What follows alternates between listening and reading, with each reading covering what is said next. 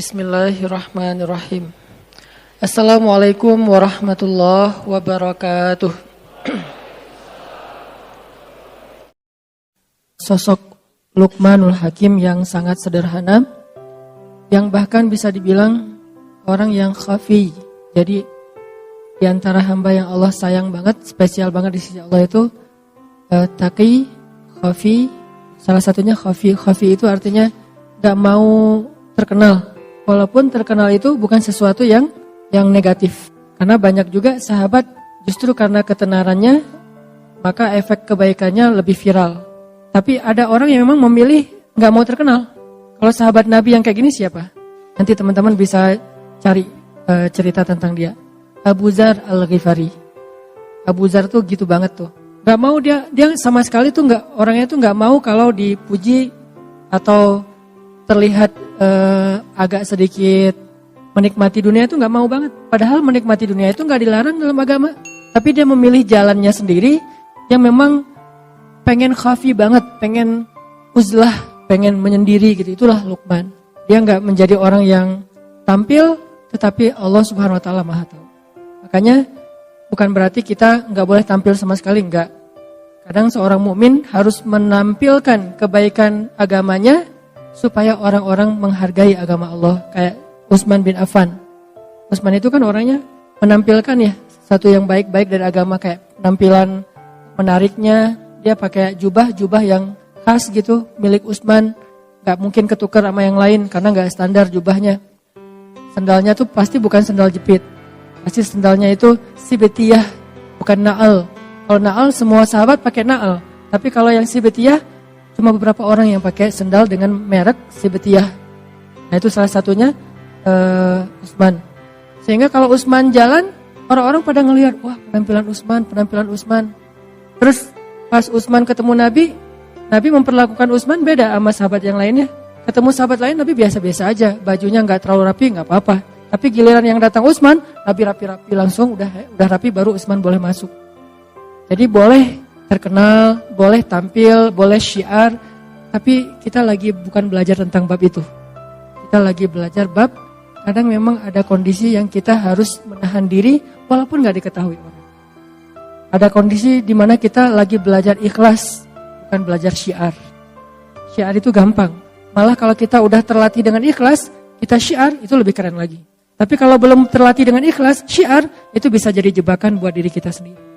Makanya ngomongin syiar itu gampang, semua orang bisa ngelakuin. Tapi ikhlas dalam syiar, ini susah banget nih, luar biasa. Kadang-kadang kan keikhlasan kita itu bukan di awal rusaknya, tapi di tengah atau di akhir. Di awal kita tuh udah ikhlas banget. Di tengah ada masalah sama teman-teman kita, mulai kecewa. Tahu gini saya gak akan ikut, tahu gini saya gak akan bantu, tahu gini. Kan mulai terganggu nih keikhlasan kita di tengah. Atau kadang-kadang gak di tengah, di akhir. Pas udah beres, udah selesai semuanya, udah sukses acaranya, ternyata ada teman-teman yang mungkin qadarullah dengan takdir Allah dia muncul di media. Mungkin dia dipuji-puji sama teman-teman yang lain. Tiba-tiba dia dapat jabatan jadikan sebagai calon ketua organisasi. Nah kita yang habis-habisan gak ada yang menghargai. Di situ mulai jadi godaan buat kita riya. Dan tahu nggak acara ini siapa di baliknya? Mulai kepancing. Atau ada yang ngecewain kita nih. Kita udah ngelakuin satu kebaikan, ikhlas banget nih awalnya. Saya bantu dia karena Allah di awal. Di tengah, gak apa-apa. Ternyata yang kita bantu itu gak selesai urusannya. Kita tambahin bantuannya, gak apa-apa karena Allah. Di tengah masih ikhlas. Di akhir masih ikhlas. Alhamdulillah dia udah sukses sekarang. Kita ikhlas, gak mau nyebut-nyebut kepada siapapun. Tapi setelah beberapa tahun, kita suatu saat butuh dia. Pas kita butuh dia gak mau bantu kita. Padahal dia bisa membantu kita waktu itu. Mulailah keikhlasan kita terganggu. Mulai kepancing nih. Kayaknya dia lupa ya. Siapa dulu yang membantu dia awal-awal ketika baru merantau. Ketika dia masih kuliah. Semuanya saya biayai keluar satu-satu. Semua yang disebutin itu gugur pahalanya di sisi Allah. Jadi keikhlasannya gak keganggu di awal, gak di tengah, gak di akhir. Tapi sometime, suatu saat nanti entah kapan-kapan gitu. Bisa aja setelah bertahun-tahun baru keganggu keikhlasannya. Habislah pahala yang selama ini udah kecatat di tabungan amal kita hilang lagi tiba-tiba. Dihack sama riya. Ini yang terjadi. Luqmanul Hakim istimewanya di bab itu, teman-teman. Dia nggak istimewa di bagian ilmu yang banyak, enggak. Dia nggak istimewa dari fisiknya yang kuat, malah dia orangnya pendek, kulit hitam dari Ethiopia. Kampungnya Bilal bin Rabah. Ada Bilal, ada Wahsy, ada Luqman, ada An-Najasyi, itu orang-orang Ethiopia. Orang hitam, pendek, budak pula yang diperjualbelikan. Dan ketika dia jadi budak, bukan budak, kan budak itu punya banyak kerjaan nih. Ada budak yang memang dibeli untuk jadi tentara bayaran, berarti badannya bagus, tangguh nih. Kalau Luqman, dia budak yang kerjanya ngapain? Kerjanya ada yang bilang najjar.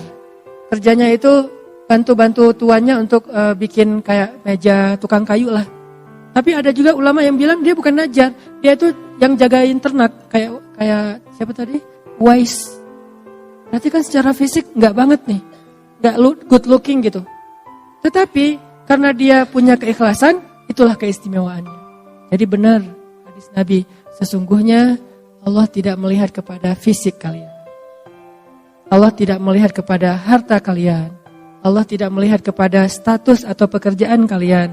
Allah melihat kepada hati kalian. Kalau kita pengen jadi hamba yang istimewa, milikilah hati yang istimewa. Tidak masalah punya fisik yang istimewa, kita latih, kita rawat. Punya harta yang istimewa, berlimpah. Punya pekerjaan dan status sosial yang istimewa, kerjaannya keren, menghasilkan uang yang banyak, gak apa-apa. Tapi itu semuanya jadi tidak bernilai kalau hatinya gak istimewa. Sebaliknya, fisiknya biasa-biasa aja, hartanya malah kurang, apalagi malah bukan pas-pasan, malah kurang. Terus status sosialnya cuma budak, kalau hatinya istimewa, Allah angkat tuh. Jadi yang kita coba pelajari, gimana punya hati yang istimewa. Hati yang istimewa itu kalau beramal, ikhlas. Kalau ke manusia itu pemaaf. Kalau ke manusia itu rahmah, kasihan, gampang kasihan sama orang lain. Duh kasihan ya. Kalau orang sering kayak gitu tuh, hatinya mulai istimewa. Jangan bilang, kok lemah banget sih, gampang kasihan, gampang maafin. Jadi orang gak punya prinsip. Enggak, dia orang yang istimewa justru. Yang susah maafin itu yang sebetulnya yang gak istimewa. Kalau dibilang, lo gampangan banget sih jadi orang, lo kok lemah banget sih jadi orang, mau aja digitu-gituin sama teman lo.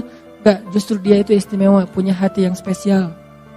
Gampang kasihan sama orang lain, gampang gak tegaan, pengen ngasih ke orang lain itu lebih dari haknya.